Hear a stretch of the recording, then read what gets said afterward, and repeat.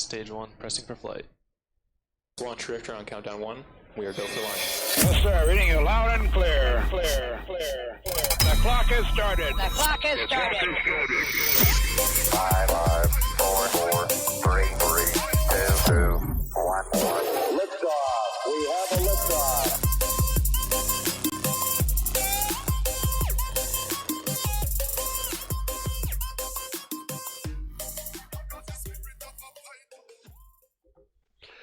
Welcome to Pressing for Flight, live from the Space Coast where the schedule never holds.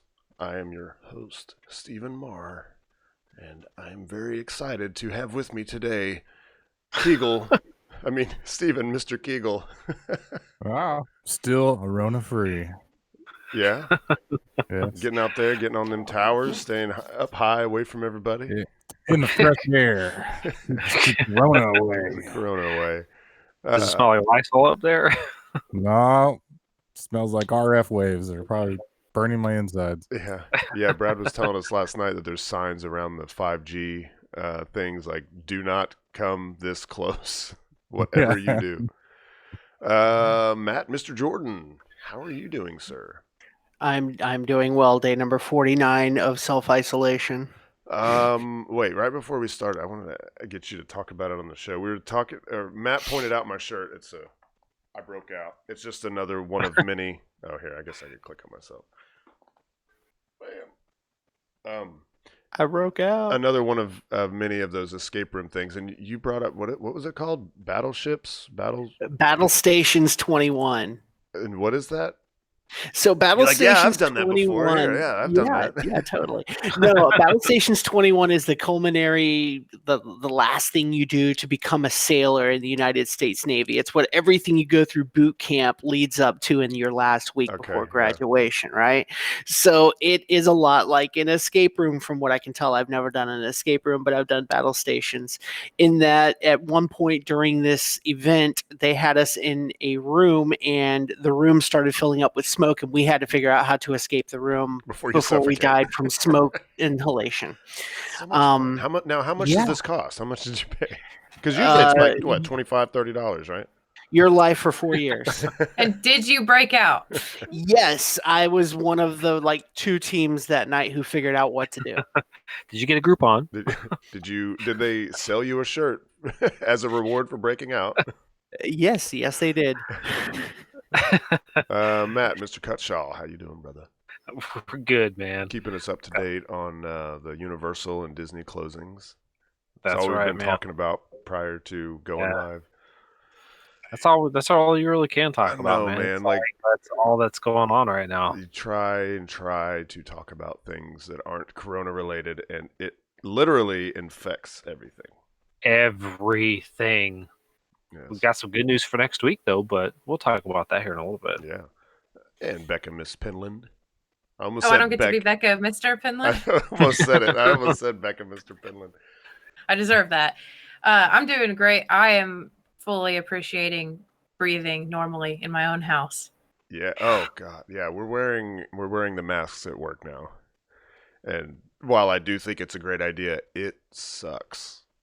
Yeah, it's itchy from what I understand. 8 to 10 hours a day for me, usually. Yeah, I get to take mine off because I in my car I can take it off, but wearing it all day. Yesterday was my first day back since we started doing it, and the itchiness in my beard convinced me to trim everything up straight away as soon as I got home last night. Now, are you guys wearing just the medical mask, or are you guys wearing the N95s? No, not N95. It's not even a surgical mask. It's just, you've probably even seen them around. I noticed somebody at 7-Eleven wearing one. It's probably just like a standard issue. This is what we send to employers to give their employees just to kind of, it's to protect everyone else is the way it works, right? If you're wearing a mask, it's to protect everyone else. And it's, I've said it a million times, like when you're talking, you don't realize how much is flying out of your mouth, Yeah. And sometimes if the sunlight catches it right, you can see it, like if you get on the side of someone when they're talking and the sunlight's just right, you could see all the little particles just constantly coming out. But, plus not to mention, you're coughing and, if you sneeze or something and, it's like, it's a good thing to have. I can't imagine it hurting having that. Yeah. You know. So it's that. It's the hand sanitizer constantly all day. Yep. So the hands are hating me. Now my face hates me. They're clean though. Yeah, that's true. So I've been playing over here the launch of the Soyuz this morning. MS-16, aka Expedition 63. You've got two Russian cosmonauts, Anatoly Ivanishin, I think, and Ivan Wagner. But I'm not sure. Is it supposed to be Wagner? Is a V pronounced a W? I don't know. I'm just going to sound like an idiot. And then also NASA astronaut Chris Cassidy. They left the Earth today, bound for the space station. And I also, let me pause that. Also have the hatch opening. Got them coming through the hatch. That's got to be an awesome feeling. Yeah. Especially like you get to finally extend your legs. Yeah. Like, Oh yeah. Have you ever heard any of the astronauts? I heard Scott Kelly talking about how it can be just straight up excruciating, like sitting in that capsule. Let me, just in case there's anyone that hasn't seen it before. I know when I was going through this earlier. Okay, here we go. Perfect, right here. Look at this. Look how cramped they are in there, and they can't move. Flight. They do what? That's a 6-hour flight, so yeah, I can imagine. Yeah, and then how long were they sitting in the capsule before liftoff? You know, I mean, 2-3 hours at least, right? I mean, I honestly don't know, but it's a long time, man. And I don't know about y'all, but that's the thing that I mean, I'd still go through it if I had to, but that would be tough. Because my knees don't like to be in the same position. I can't. I mean, it doesn't matter who you are. You know, that's not something that I'm not sure you could like train your knees to be okay with that. Right? Yeah, that's a small spacecraft. There's no room for them really to kick their leg out or anything. Yeah, it'd be cramped. But yeah, so they're there. They have made it. So congratulations! If you guys are watching Pressing for Flight up there on the space station, we just want to say congratulations. So how long are they cramped up like that? Well, the flight, it was 6 hours from launch to docking, and they don't open the hatch like immediately. So you know there's some time there, but then also a couple hours prior to launch is when they actually get inside. So you're talking 8 or 9 hours, I would say at least. Yeah. If I knew how long they have to sit in there before launch, then have a better. Yeah. But 6 hours. I mean, 1 hour sitting like that without being able to move your legs. Yeah, Harry's saying 10 hours, and that sounds about right. 10 hours total. So about 4 hours before launch, man. Thank you, Harry. That was a great shot today. That satellite shot that Harry posted of Cape Canaveral. He's Houdini, I'm telling you. He's got them satellite shots. Y'all should follow Harry Stranger on Twitter just because he posts those good satellite shots. Usually it's like zoomed in on, Of Course I Still Love You or the Fairing Catchers or something as they're out on the mission. Okay, so I had an idea for just something to touch on once a week. Call it a segment.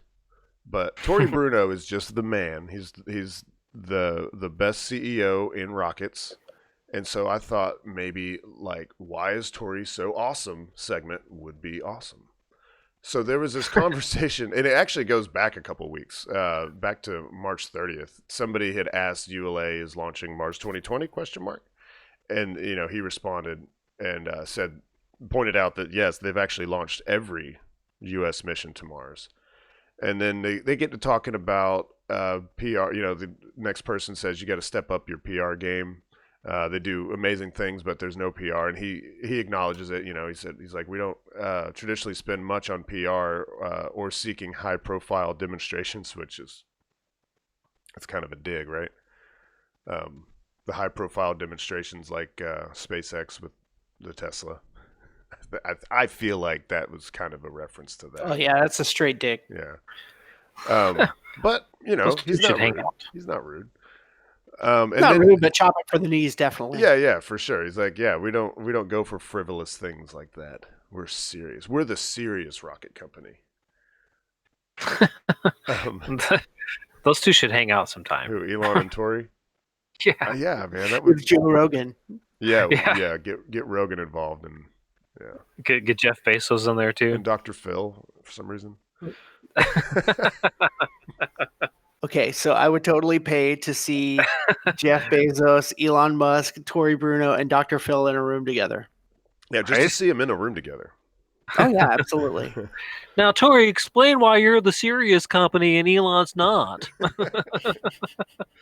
Tori, you're addicted to being serious. Don't you understand? Elon, we don't even know what you're doing half the time in the middle of the night. What are you tweeting? Stop the pod, Elon, okay? Just stop. Just stop the pod, okay? And then Elon says, catch me outside. How about that?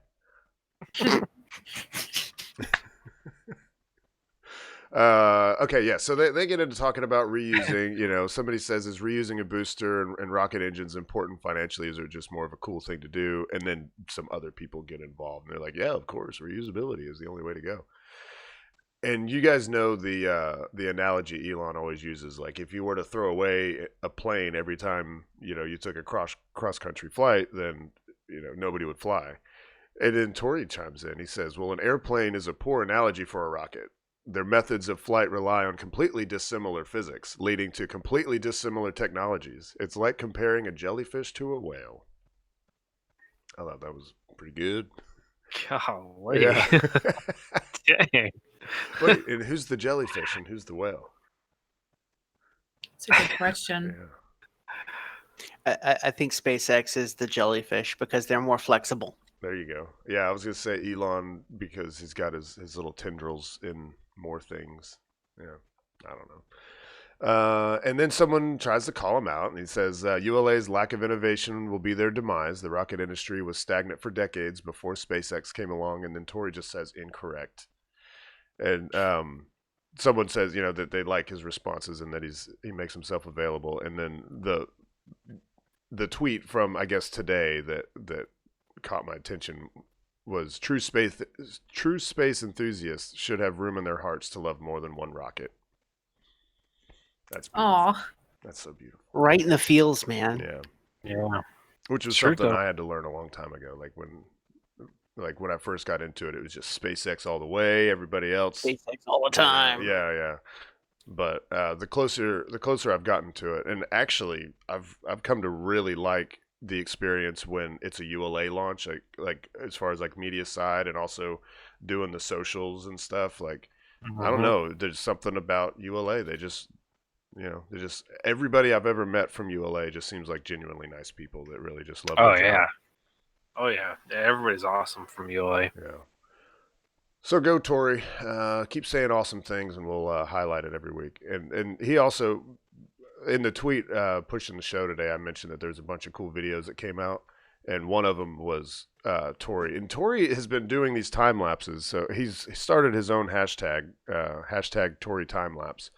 And being a time lapse fan, I love that he's doing this. I guess he just took his phone, and as he's, I don't, like maybe he's off doing other things, having meetings or something. He just like perches his phone up somewhere, and or maybe he's telling somebody to do it for him. Who knows? But it looks like just something from a phone, and he's just got these different time lapse clips from all over the factory as things are happening.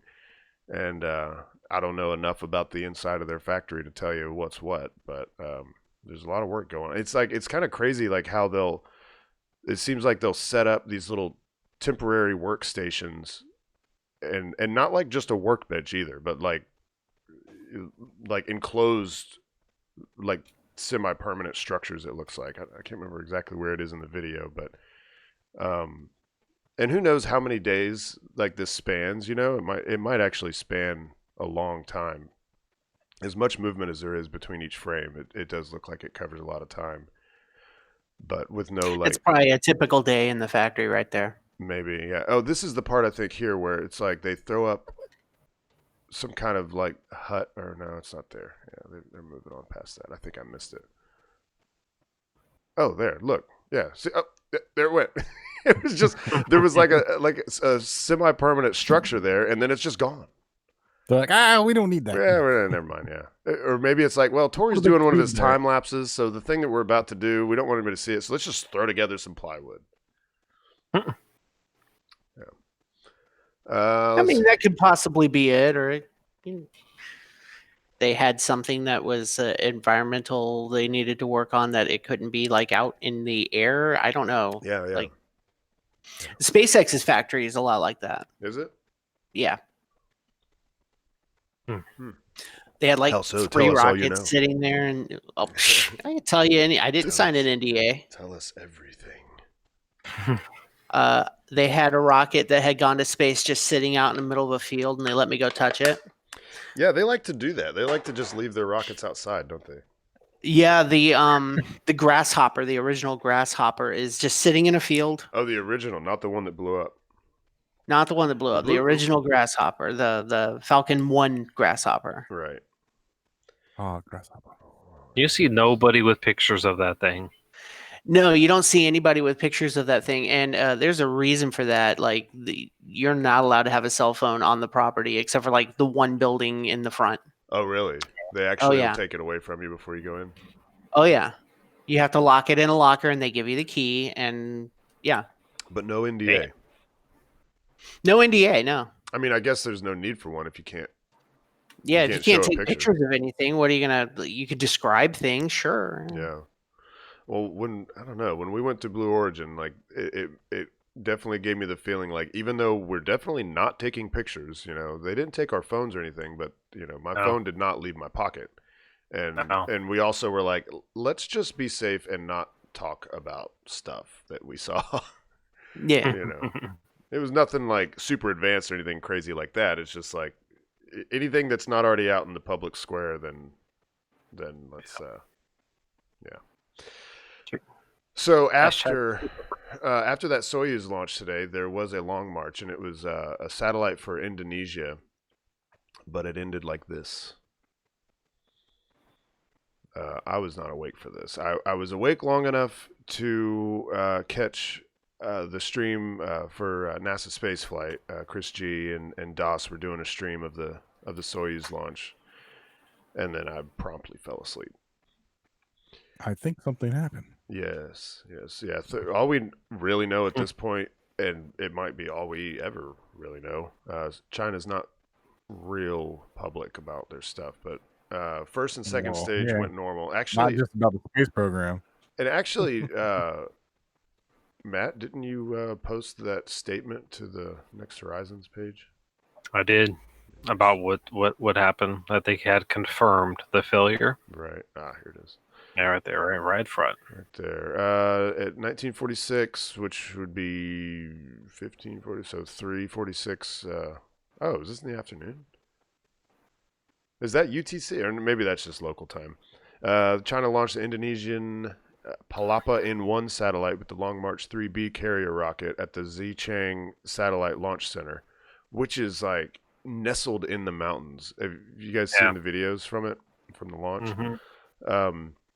The rockets were flying normally in the first stage and second stages, and the third stage was abnormal. According to the monitoring and judgment of the measurement data, the third stage of the rocket and the wreckage of the satellite have fallen, and the satellite launch has failed. It's worded weird because it's actually a translation. Yeah, I was gonna say it was all in Chinese, man. Yeah, right. So that's tough, man, because they just had a failure. Was it the Long March 5, 7? Matt, Jordan, help me out. I figured you're like me. 4 comes to mind, but yeah, I don't remember. Right. So who knows, man? That's tough. You want to sometimes try to glean something from 2 failures kind of close together. They may not be related at all. So don't jump to conclusions. There's a million ways for it to go wrong and only one for it to go right. Yep. Yeah, that's it. So Jack has a question Jack, we're gonna answer your question on that here very shortly. Oh, I didn't realize you guys were getting so active in the chat. Sorry, y'all. Yeah. So we are gonna answer that question here very shortly, but the answer is yes. Oh yeah. Wait, where was it? See, senor. Wait, I didn't put it in the right spot. Oh, yes, I did. Yeah, it's right here. Yeah, here's some footage for you. It's not great, but yeah. Yeah. But you can see it streaking across the sky, and the fact that it's it's several videos. Okay, Oh, I that's only cool. watched the first few seconds of it. Wow. Dang, that's a really good one. Yeah, man, that one's great. That's weird. It almost it almost like until he zoomed in, like it almost looked like it was just like an image of a meteor, and it was just like moving. Someone was just moving it across the screen. I see that. You see what I'm saying? Mm-hmm. Dang. So the fact that it's streaking across the sky like that, like a meteor, and everything's burning up, that tells you that they were basically at orbital velocity, if not already there. So it was most of the way to a success, but that third stage, something happened with it. And really, if you're in a third stage rocket, I would guess that once you've made it to third stage, you're pretty much there. You're in orbit. You're just, the third stage is to get you to your desired orbit and altitude, perigee, and everything. So better luck next time, y'all. Don't know much about the Chinese rockets, I'm gonna be honest. Why is it called Long March?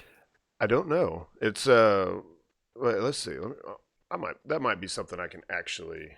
It represents the long march of communism to take over the world. That's not true. That's one idea. Sounds about right. Mm-hmm. Sounded convincing, no? Let's see. No, that's not it. Long March. Well, it was talking there we about go. Rocket family. There you Communist go. Army. A Long March rocket is any rocket in a family of expendable launch systems operated by the People's Republic of China. Development and design falls under the. Okay, well, where does the name? Oh, here we go. Oh, Jiangxi. the rocket's named after the long march of Chinese communist history. Oh, there you go. Bada bing. I did say that was one idea. You got it. You don't believe me? Oh, yeah, I thought you were just making it Look up. at this guy. I thought you were. It's all about the communism. Wow. Okay. There you go. Wow. Communism. Did you know that? I didn't know that. You... I had no idea. Oh yeah, Matt, did you know that? Yeah, I knew that. I've written a lot about like emerging space entities, and China was on that list, so I knew a lot about China. Oh, okay. All right. Well, I'll know to go to you next time. Anything to do with communism. Just Yeah. ask Matt. Woo, don't ask me about communism. All right, well, what's going on over there? So in communism? how's communism work? Why do you love communism so much? All right. Moving on. Awkward pause. So also today, today, right? Yeah. After yesterday, the Dragon spacecraft came back for the final time, or the first iteration of the Crew Dragon. I don't know why I'm on the screen. This is where the good stuff's at.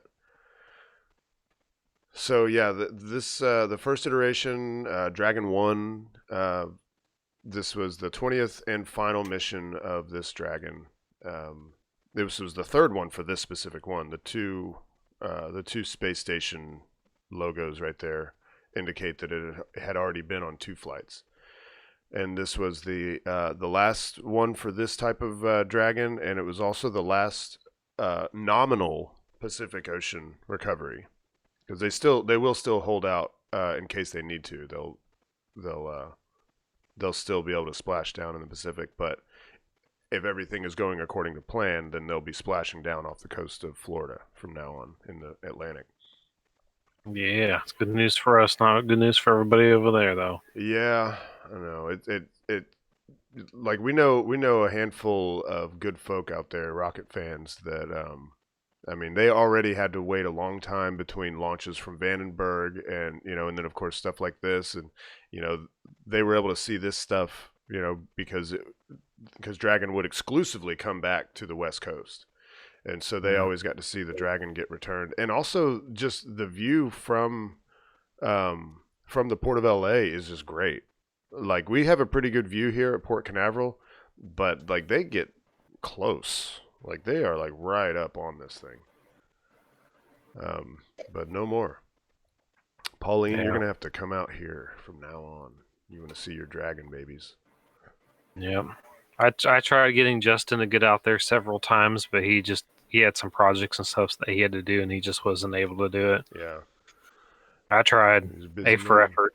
Yeah, I tried. I was like, come on, man, it's the last one. He's like, man, I want to so bad, but I can't. Yeah. It's like, all right, man, I understand. Yeah, and it's kind of a weird time right now, and I don't know how far he lives away from there, you know. Yeah. Who knows? So, yeah, Dragon's back.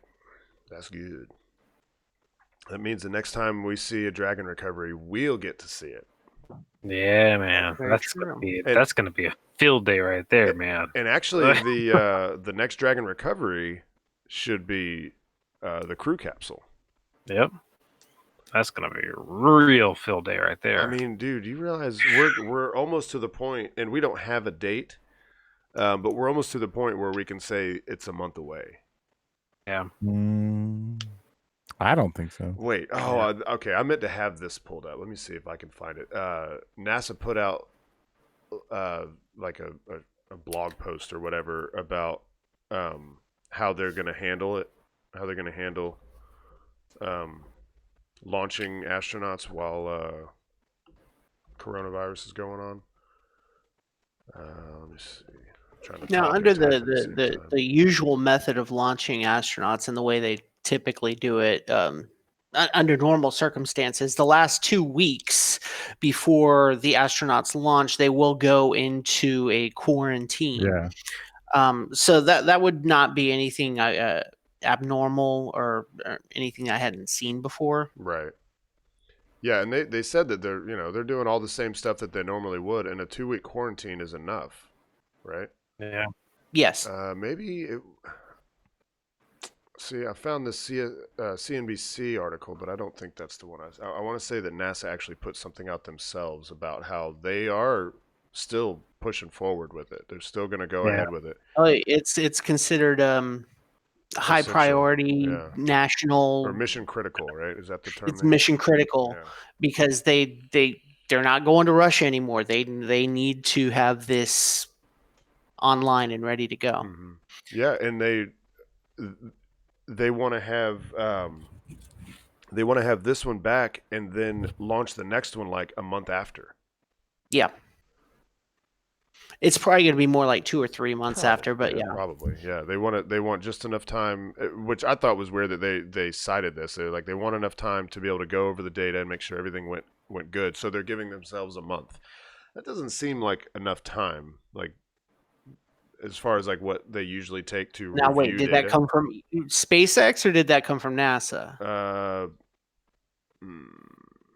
That's a good question. Because if it came from NASA. SpaceX, Pretty sure from okay. NASA. If it's from NASA, it's going to be fairly accurate. SpaceX likes to, Elon himself likes to overpromise. Mm-hmm. Well, and he said that that's partly. What did Harry say? Harry said the Soyuz crew went through a month of quarantine, which I wouldn't be surprised if they do that with Bob and Doug. Yeah. Yeah. They might be in quarantine now. Yeah, they might already be. Now they got to do that drill the other day, which was pretty cool. Oh yeah, dang it, that's the one I forgot. Yeah, that was really cool, man. I was like, man, it's like those photographers are lucky. Let me see if I can find that right quick. Yeah, that was cool. They were going up the tower, and let's see. Well, they were getting all suited up. Oh man, I'm going into messages, and we get so long-winded. I don't know if I can actually find it because I shared it with you. Was it earlier today? Come on. Oh, here we go. I'm going to show some sensitive information now. Yeah, right. Well, this isn't. You see, everybody ignoring all the they don't see messages. that. They don't. You guys don't understand how it works. They don't see that. I see that gif. I see that. But look, don't get embarrassed, y'all. The people watching do not see that. Yeah, the cowboy. Yeah, it's nothing that bad, y'all. It's just it's just funny gifs that we share with each other. But yeah, so they put out this awesome video. Actually, Stephen Clark did. I'm guessing Stephen Clark took this. Yeah. Which is, man, Yeah, could you imagine? yeah. Dude? Yeah, Like, gets- hey, we're gonna do a practice run of suiting you up and taking you out to the launch pad. They did everything shy of actually getting in. Oh, and look at this. They are, they've said for a long time that they're going to be using Teslas, the Model X to take them out to the pad, which I feel like is totally awesome. Yeah, that's really cool. It seems It's like it'd kinda be sexy, cramped. I'm not gonna lie. Do what? That's totally sexy. Yeah. It seems like it'd be cramped, but these suits are not. What's that? They're used to it, aren't they? Oh yeah, Being- from riding in the Soyuz. Yeah. And then they a slow drive out to the pad. And now, okay, so there has been some debate amongst us. So y'all know the picture that came out the other day of Falcon 9 with Crew Dragon on the launch pad, and it had the worm logo on it. And Mm-hmm. and I thought it was real. Matt No, it's thought gotta it be was fake. a render. Because it was like, well, when would they have been able to do that? Well, this is when they would have been able to do this. But this was, by the way, this was on January 17th. So how long has the worm been on there? Yeah. I saw somebody they else did it in the refer to it as a Photoshop job. Does anybody know? Is anybody in chat? Do you guys know? Do you have any way of knowing if this is actually, Well, if that picture was actually real? What day of that photo they released that? Oh, like Was it yesterday or Tuesday? 2 days ago or something. Yeah, because I was out working out there and I drove by the pad and there was nothing. Oh no, the picture wasn't from that day. I think the picture, if it's real, would have been from this day when they went up to the top of the tower and they made it as far as like they walked across the arm and they made it as far as like everything just before getting in the capsule itself. And that's definitely the Dragon right there. So the rocket is on the pad, obviously. I mean, you can see when they're driving up, you can see the rockets on the Could pad. you? I was trying to find that. Okay. But as they're driving up, you see it's all lit up. It's Yeah, the see? most prominent feature. Yeah. Well, as they're driving up, you can see right there as they're coming up. Well, I can't Somewhere. see a launch. That's Oh, I that's see it. them coming. Oh, I wait, here see we go. that. Oh, well, you can at least see the transporter erector up there. Yeah, something. Oh no, it's when they were actually driving up. You saw it. You saw there it. Yeah, it is. There it is. Aha. there it be. There she blows. There it be. But you it's can't. This is the wrong side. You can't see. It almost looks like it's sooty though, man. Let me go to Twitter. Just See, now that's making me think it really is a render, because if you look at that video, it looks like the rocket itself is like sooty. So I'm wondering if I that see what was you're saying. from.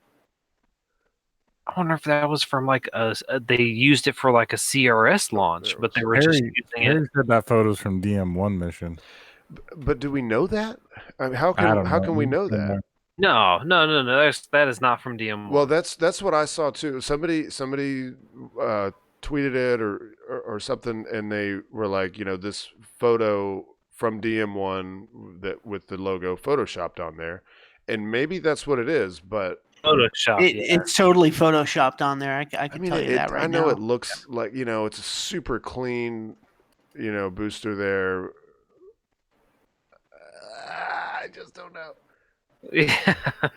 Because if you pause that video, that you just like what look I wish there was a way to zoom I in know. on that. Well, I mean, I can booster. go full screen. Yeah, the first stage. Look at the first stage. It looks sooty, Look at unless it's that. just the angle. It could be shadows, but tell me that doesn't look sooty. It does. You're right. It does look sooty from here. So the picture that they did show that had the new worm on it, Yes. where was that picture taken?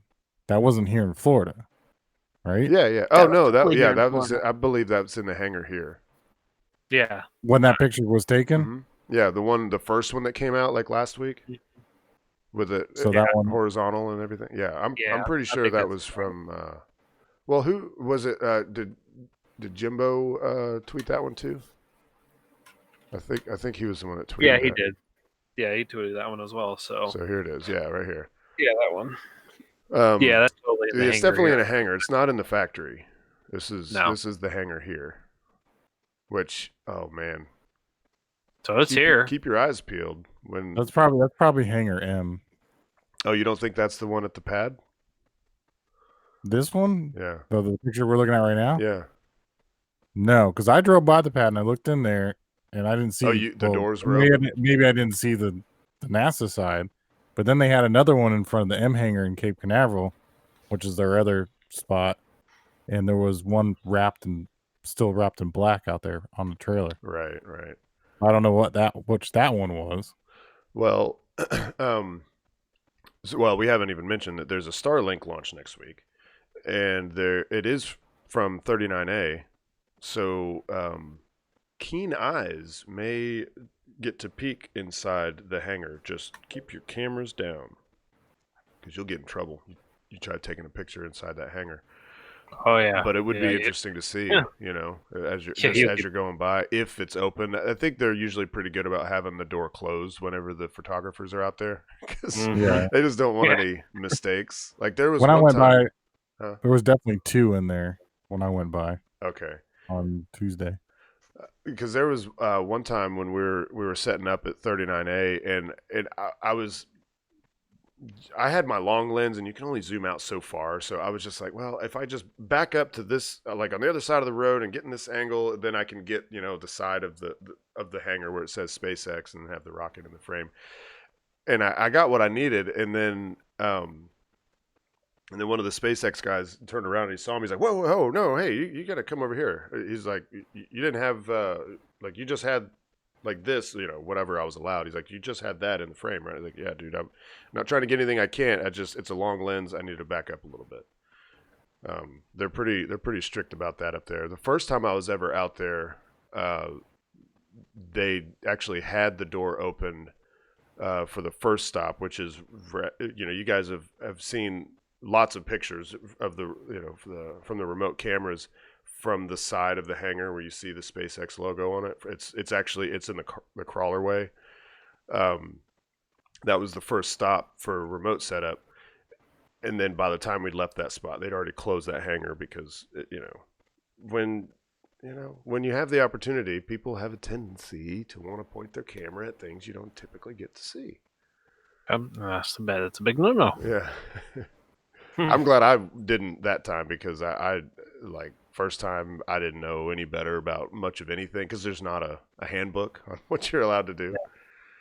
Yeah. I'm still learning, actually. Let's see, what else do we have here? When in doubt, always ask. Yeah, you can take the photo. It's best to ask before you take the photo, but if you don't, make sure you ask before you post anything. Oh yes, Rocket Lab put out a cool video testing out. Oh, they put out a bunch, y'all. Like, if you haven't seen these, you have got to go to their YouTube channel, because they have this this demo like video that's just lots of different cool camera angles and stuff.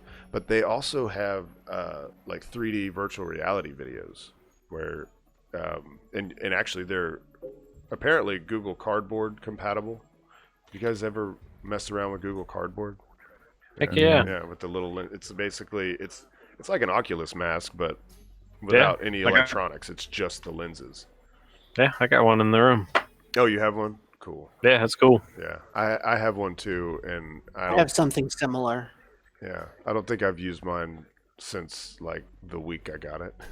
Mine's this ginormous plastic thing that you put your phone into. Oh, Yeah. okay. Yeah. Yeah, I'll try that. yeah. Wait, is that what that is? This is the Oculus. Oh, that's the Oculus. Oh, okay. Yeah. Wait, is Oh, that a yeah. newer Oculus? That doesn't look like one. No, no, I'm still rocking The old the one. original. Oh, yeah, here we go. Yeah, so I meant to be talking about what their method is for recovery because, of course, everybody knows SpaceX Falcon 9 comes in and uses no parachutes. While they were originally going to use parachutes. I can hear myself giggle. Is that you? No, I'm not playing anything. How the?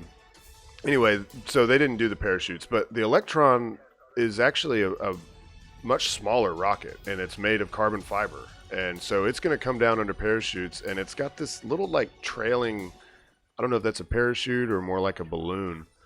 But then the helicopter's going to come with its line hanging down and, scoop it up. Before it hits the water. Look at that. And then the parachute just wraps up, and then they carry it away. And this, of course, is just a mass simulator. It's not a real rocket, but they're doing their testing, man. That's going to be super cool to see. I hope they have good footage of it, because they're going to very neat. Yeah, Cheaper than a drone ship. yeah, right. Well, I don't know. Operating a helicopter, yeah, Way probably, cheaper than probably. You got to think of all the tugboats pulling that thing out. Yeah. Fuel. Oh god. Plus its own thrusters on there. That's pretty sick right there. Yeah. I like that. That never would have occurred to me to catch a rocket with a helicopter. Right. But I'm sure there's a limit. Like you couldn't catch a Falcon 9. No, with no. that type of Not with helicopter. that attitude. That thing would be a huge helicopter. Yeah, I don't think you'd be able to. But I guess they've got time. They can. It doesn't have to happen at one exact moment. They can take their time, do it right, catch that thing, because they're way, way up there and falling very slowly. And I guess the trick is going to be to make sure that it doesn't get damaged as it's coming in. Because they're not igniting engines. They're not doing an entry burn or anything. Not that they've said. They've said that the engines will not be reignited after that. Now, maybe they'll be using their little cold gas thrusters to make sure that it comes in a straight line and not sideways or whatever. Or maybe coming in sideways is good. I mean, if it's strong enough and can handle it, maybe that's the way to go. But yeah, what I was saying is get on their channel and check out these. They have them from 3 different angles. One is on that mass simulator. You can shut up. One's on the mass simulator. One is on the bottom of the helicopter, looking down the line that scoops it up, and then one is from inside the helicopter. The one inside the helicopter is you don't really glean much, but you can see how the pilot's looking out the window. He's actually looking down. I don't know why that surprised me, but he's actually hanging out the window and just looking down the line. Super cool. Oh yeah, and then speaking of Rocket Lab, just because they put out these templates. If you would like to make your own mission patch, they put out a circle, a hexagram, and a square. So if you want to make your own mission patch, you can. Circles. You couldn't do this before, guys. They gave you the shapes. They gave you yes. You didn't know this, but they have the shapes. You Can't can't get put them the anywhere circle in else. the square. Yeah. That's their secret. They have the shapes. They've got all the shapes. So what does this, use any one of the Rocket Lab mission patch templates. Use that term loosely. Attached to create your design. Print the template and design by hand, or pick them up in your preferred program and design on your computer. Oh, so they're actually going to use these. Okay, they're trying to. Maybe they're running out of ideas because they always use some clever name for every mission. Why pay a graphic designer when you can have the public do it for free? Right. Very true. You call it a contest. Yeah, that's what you do. Great. Hey, we'll make a mission patch. You get the best one. right? Yeah, of course. Who wouldn't want to do that? You're a design on mission patch, of course. And Oh saves you some yes. money. That's bragging rights right there. Yeah, Jack Sweeney. You're right. Yeah, progress on just read the instructions. They were installing the thrusters on what day? On like Tuesday, I believe. But it's all dockside. So you've got the drone ship is on your side, and it's like they were installing them in between. I did see a couple pictures. I was So Monday and Tuesdays are my typical days off, and I was being a good boy. And the only opportunities I have to quarantine are on those days. And so I was like torn. I got all my camera stuff out, and I was ready to walk out the door. And I was messaging back and forth with Gavin from SpaceX Fleet, and it was like just seeing what he knew. And I was like, well, I think I'm gonna run up there and get a shot. And he's like, man, you really can't see much, And I'm thinking, well, maybe I should just stay put. And then I got on Twitter, and somebody had actually taken a picture, but again, you really couldn't see much. But they are up there and they're doing it. They've been working on that thing for a while, but they are working on it. You can't see anything, unfortunately. But we'll wait. It's at some point. Maybe. Now that they're installing the thrusters, it leads me to believe that they're getting pretty close to actually using it. Yeah. So hopefully we'll see just read the instructions get back in the action. Man, and if the reason for bringing just read the instructions was even partly because of the launch cadence, man, we're gonna get right back into, if nothing else, Starlink is just gonna be bam, Starlink. bam, bam. They've already pretty much said from a NASA standpoint and from a 45th Squadron standpoint that it really doesn't take a whole lot of personnel to do a Starlink launch. They're much easier to do the social distancing, CDC guidelines on those launches. So those are something that won't take as much of a hit because of the Corona nonsense. Yeah, that's true. Yeah, it's their own stuff. There's nobody else's satellites are in danger. Jack Sweeney said, hopefully those new thrusters will let us finally keep a Falcon Heavy center core. Yeah, Ain't hopefully. that the truth, brother? Ain't it the truth? That's gonna be a big deal when we finally get one of those to actually like stick. Yep. That's gonna be a big deal, man. Let's see. Okay, another cool video that came out. Now here's what's kind of weird. So the first person I saw tweet about this, Chris G had retweeted it with some info. He said people rode these baskets, and that's a big deal. Why? Because in their 30-year history with the shuttle, they were only ever tested with people on one day in 1988 as part of a let's make sure they're actually safe operations after the Challenger disaster. So I thought that was really strange, so I asked if they were installed since the beginning of the shuttle program, and he said that they just were never tested.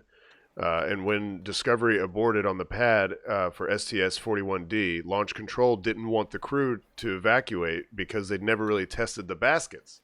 So they had this system there for them to jump out of the shuttle, run over to these baskets, and ride them down. And it would be cool to know how far away from the launch pad those are. I mean, it's not like a mile or anything, but it's... No, it's like 300 yards. Okay. And then so I wanted them to clarify, I asked if they'd never tested them at all or just never tested with people. And then he clarified, he said, if I remember correctly, they'd sent them down empty. After 41D's abort, they put sandbags for mass simulators and sent them down again. But it wasn't until program recertification after Challenger that a person finally rode the baskets, and that was Charlie Bolden, who was the previous NASA administrator. So that's pretty interesting. So I hope you guys were watching that video. I also, let's see. Yeah, okay. Wait, is this right? No. Which one? Yeah, here we go. So this one is a little bit older. This is from Come on, don't you have a date? Oh, March. There it is. So this is from 2012. But it's actually a camera on board one of these baskets riding it down.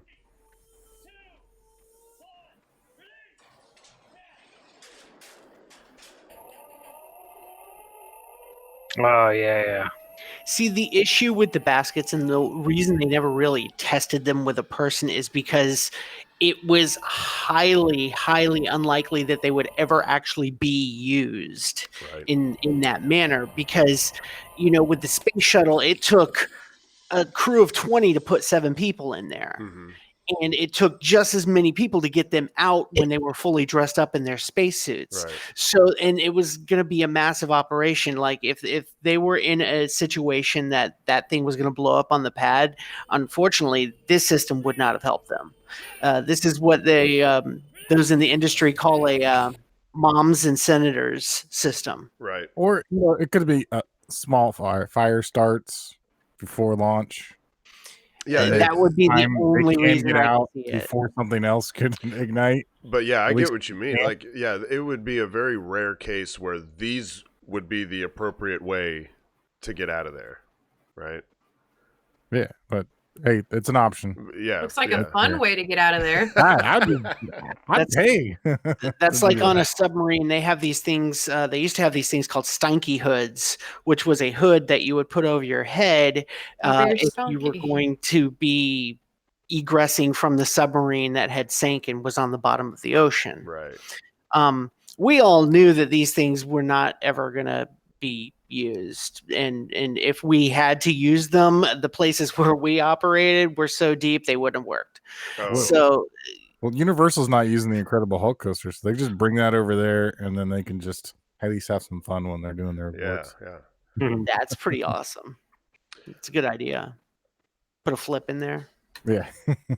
Let's see. So what else do we have? So that was that. That's the same thing. And that was I was looking up. Oh yeah. So I was curious. Like, well, okay. So how long did they go without actually testing them with people? The 41D, which was the one where the shuttle aborted before launch, before actual liftoff, and they chose not to let them get in there. So that's 84. Now the first shuttle flight was in 81. So there's 3 years, and then the Challenger disaster was January of 86, and it was only after that they finally had a person ride it down. It just seems very un-NASA-like to not test every little thing. Let's see, another one. Let's see. Yeah, Matt Jordan wanted to bring this up, and I think it's super cool. I didn't realize that they had done this. I don't know how I missed it, but SpaceX actually put out a Starship user's guide. Oh yeah, Starship User's Guide. So basically, it's a lot of technical data about the rocket, Yeah. which is really for like space geeks like me. That's really cool stuff to glean through and go over. The big thing that actually came out of this is that there's a table in the book that shows launch masses, and then there's another table later in the book, and it comes out to something like they're advertising that they can put 100 tons to low Earth orbit. But if you actually look deeper into the book, it's actually 150 tons, which would mean that this thing is big enough that it could have launched Mir, the Russian space station, in one chunk at one time. Wow. And how many? Do you know how many it took them to do? I think it was 3 or 4 Soyuz missions to put Mir together. Wow. Dang. She's a beast. I like the picture of how the clamshell will work. I mean, Yep.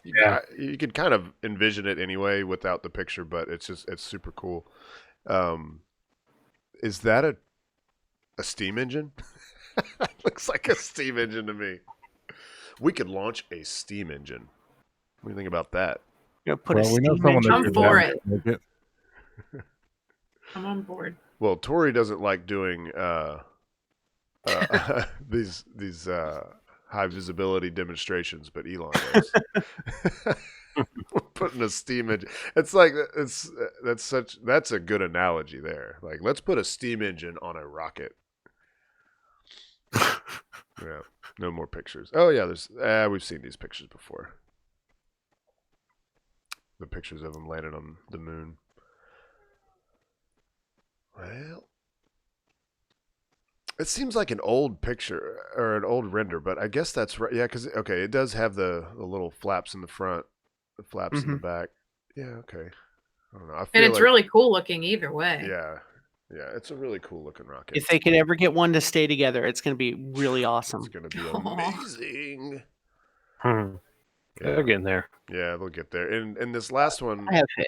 I guess we didn't talk about it last week, did we? But it was, or at least what Elon said is that it was probably just like a testing error. I don't know No, if that because means. it happened after the show was already over. Remember? Right. It was. Yep, that's right. So it was a testing error, and A testing error means someone lost their job. that's what it seems like. Or unless it was, it could have been, some assumptions were made in just the planning for the test that ended up being wrong. But basically, they didn't. Is it the oxygen that's on the bottom? The oxygen tank.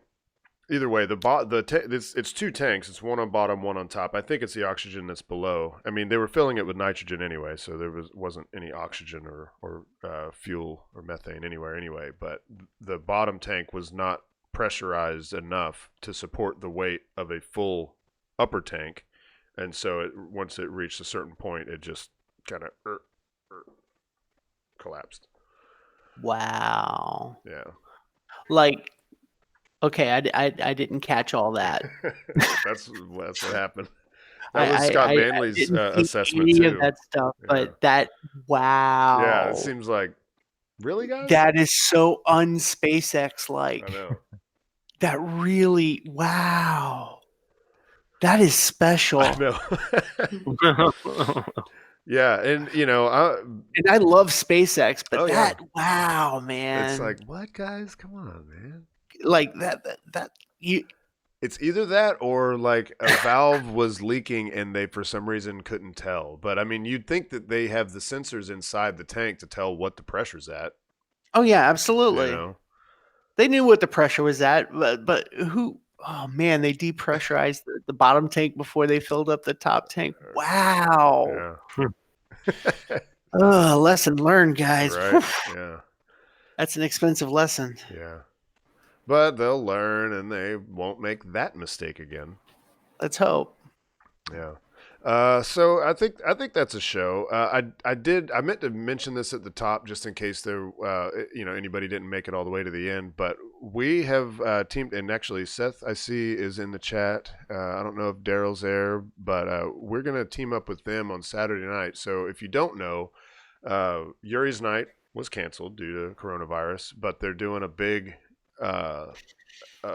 stream. They're gonna basically take the show and put it on YouTube, and they're encouraging everybody to get together and watch it together, which we're going to be doing. But once that show is over, we're going to just hit stream, and that's us. After and then party.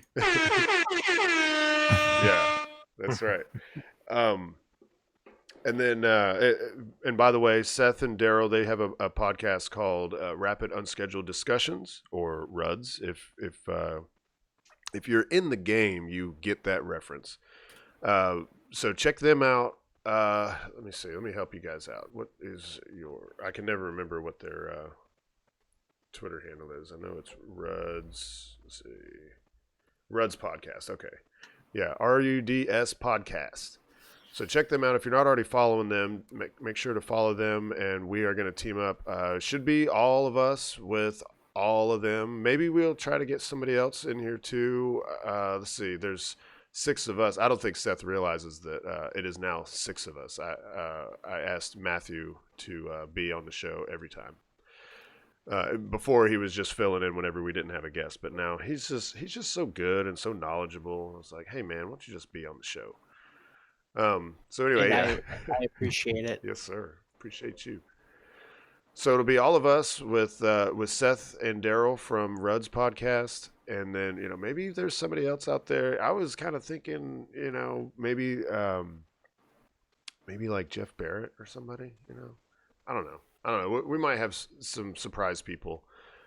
But if you haven't had enough, whenever the Yuri's Night show is over, just come on over and watch us hang out and chat with us, just like Okay, yins are great. doing right now.